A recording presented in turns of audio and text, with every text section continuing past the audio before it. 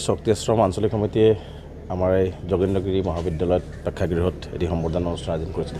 আপোনালোকে জানে যে হায়াৰ ছেকেণ্ডেৰী আৰু মেট্ৰিকৰ যিসকল ছাত্ৰ ছাত্ৰী শিক্ষাৰ্থী উত্তীৰ্ণ হৈছে, এই অঞ্চলবিলাক আমাৰ আটাইতকৈ পিছপৰা অঞ্চল। গতিকে এই অঞ্চলবিলাকৰ পৰা বহু ছাত্ৰ ছাত্ৰী মেধাৱী ছাত্ৰ ছাত্ৰী ভাল ৰিজাল্ট কৰিছে আৰু তেওঁলোকক আজি মাতি আনি উৎসাহ দিবৰ কাৰণে, তেওঁলোকক আগুৱাই যাবৰ কাৰণে, সমাজৰ একজন প্ৰতিষ্ঠিত মানুহ হ'বৰ কাৰণে, ভাল শিক্ষিত মানুহ হ'বৰ কাৰণে আমি তেওঁলোকক মাতি আনি সম্বৰ্ধনাৰ ব্যৱস্থা কৰিছোঁ আৰু আমি তেওঁলোকক আহ্বান জনাইছোঁ যে তেওঁলোকে এই অঞ্চলবিলাক যিহেতু পিছ পৰি আছে, শিক্ষাৰ ক্ষেত্ৰতো পিছ পৰি আছে, মানে সামাজিকভাৱে শৈক্ষিকভাৱে সকলো ক্ষেত্ৰত পিছ পৰা, গতিকে সেই সমাজখনক আগুৱাই লৈ যাবৰ কাৰণে আজিৰ ছাত্ৰ সমাজে ভালকৈ পঢ়া শুনা কৰি ভাল মানুহ হৈ ভাল মানৱ সম্পদ হিচাপে গঢ় দি এই অঞ্চলবিলাকক আগুৱাই লৈ যোৱাৰ কাৰণে তেওঁলোকক আমি আজি আহ্বান জনাইছোঁ আৰু এইটোৱে আছিল মোৰ লক্ষ্য আৰু উদ্দেশ্য। গতিকে আমি আশা কৰিম যে এই ছাত্ৰ ছাত্ৰীসকলে এই অঞ্চলবিলাকক ভৱিষ্যত দিনত নাম কৰিব আৰু এই ছাত্ৰ ছাত্ৰীসকলে এই অঞ্চলবিলাকক এদিনাখন প্ৰতিনিধিত্ব কৰি এই অঞ্চলবিলাকক আগুৱাই লৈ যাব।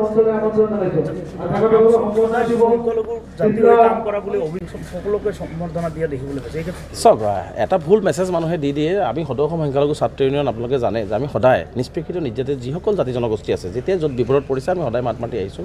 আজি আপোনালোকে সম্বৰ্ধনা অনুষ্ঠান চাইছে যে আমাৰ সংখ্যালঘু সম্প্ৰদায়ৰ কেইজনমান মানুহ আছে, ইয়াত কেইজন আহিছিল, বেছি অহা নাই। আমি সংখ্যাগুৰু মানুহৰ পৰা তেওঁলোকৰ ছাত্ৰ ছাত্ৰীখিনি আহিছে, গতিকে আমি আমাৰ মাজত এই সংখ্যাগুৰু এনেকুৱা ধৰণৰ আমাৰ মনোভাৱ নাই। আমাৰ কথা হৈছে যিসকল নিৰ্যাতিত নিষ্পেষিত, যিসকল চৰকাৰৰ দ্বাৰা সদায় বঞ্চিত, যিসকল মানুহে নিজৰ প্ৰাপ্য পোৱা নাই, যিসকল সাংবিধানিক অধিকাৰ পোৱা নাই, য'তেই সেই যি ধৰ্মৰে নহওক, যি জাতিৰে নহওক, য'তেই বিপদ হৈছে আমি সদৌ অসম সংখ্যালঘু মাত মাতি আহিছোঁ। গতিকে আমাক কোনোবাই কিবা ট্ৰেক লগালেও আমি মানুহৰ হৈ কাম কৰি আছোঁ, আমি অসমীয়া জাতিটোৰ হৈ কাম কৰি আছোঁ, আমি অসমৰ সমাজ জীৱনৰ হৈ কাম কৰি আছোঁ।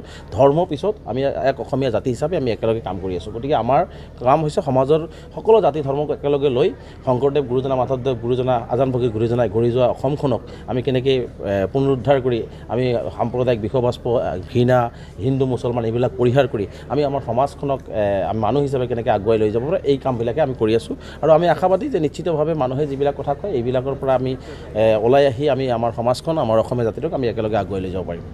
পেহেলগামত যি ধৰণৰ ঘটনা সংঘটিত হ'ল, আমি মৰ্মাহত হৈছে ঘটনাত।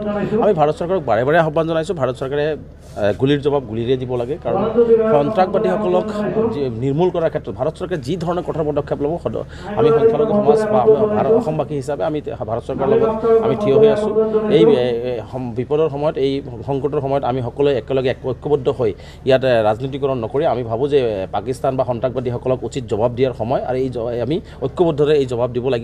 সেইকাৰণে ভাৰতবৰ্ষৰ প্ৰধানমন্ত্ৰী ডাঙৰীয়াক আমি আহ্বান জনাই আহিছোঁ বাৰে বাৰে যে আপোনালোকে কঠোৰৰ পৰা কঠোৰতম ব্যৱস্থা গ্ৰহণ কৰক, যাতে পাকিস্তানে আৰু 100 বছৰলৈকে ভাৰতৰ সীমাত আহি এটা শব্দও তেওঁলোকে উচ্চাৰণ কৰিবলৈ সাহস গোটাব নোৱাৰে। তেনেকৈ এটা পৰিৱেশ গঢ়িবৰ কাৰণে ভাৰত চৰকাৰক আমি আহ্বান জনাইছোঁ। আৰু কাৰণ কৈছোঁ যে সন্ত্ৰাসবাদীসকলে যিহেতু আমাৰ মানুহৰ তেজ লৈছে, আমাৰ 28জনকৈ নিৰীহ পৰ্যটকক তেওঁলোকে হত্যা কৰিছে, গতিকে আমি গুলিৰ জবাব গুলিৰে দিয়াৰ কাৰণে আমি ভাৰত চৰকাৰক আহ্বান জনাইছোঁ, যাতে তেওঁলোকে এই প্ৰত্যুত্তৰ পোৱাৰ পিছত যাতে ভাৰতৰ পিনে আৰু চকু দি আৰু ভাৰতবৰ্ষৰ মাটি তেওঁলোকে দেখিব নোৱাৰে, এনেকুৱা এটা ব্যৱস্থা আমি ভাৰত চৰকাৰক কৰাৰ কাৰণে আমি আহ্বান জনাইছোঁ।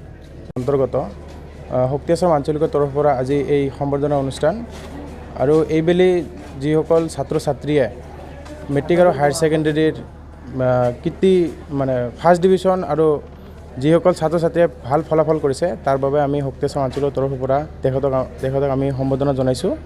আৰু আগন্তুক দিনত যাতে ইহঁতে আমাৰ এই অঞ্চলৰ এটা ভাল সুকীয়া পৰিৱেশ লৈ আহে তাৰে কামনা কৰিছোঁ। সম্বৰ্ধনা অনুষ্ঠানত আমাৰ সদৌ অসম সংখ্যালঘু ছাত্ৰ ইউনিয়ন আমচুৰ সভাপতি ৰেজাউল কৰিম চৰকাৰ আছিল, আৰু আমাৰ জিলা সমিতিৰ বিভিন্ন কৰ্মকৰ্তা আছিল, আৰু আমাৰ আঞ্চলিকৰ বিভিন্ন কৰ্মকৰ্তাসকল। যিকোনো খবৰৰ বাবে যোগাযোগ কৰক 7099017330 লগতে 7099017110 নম্বৰত।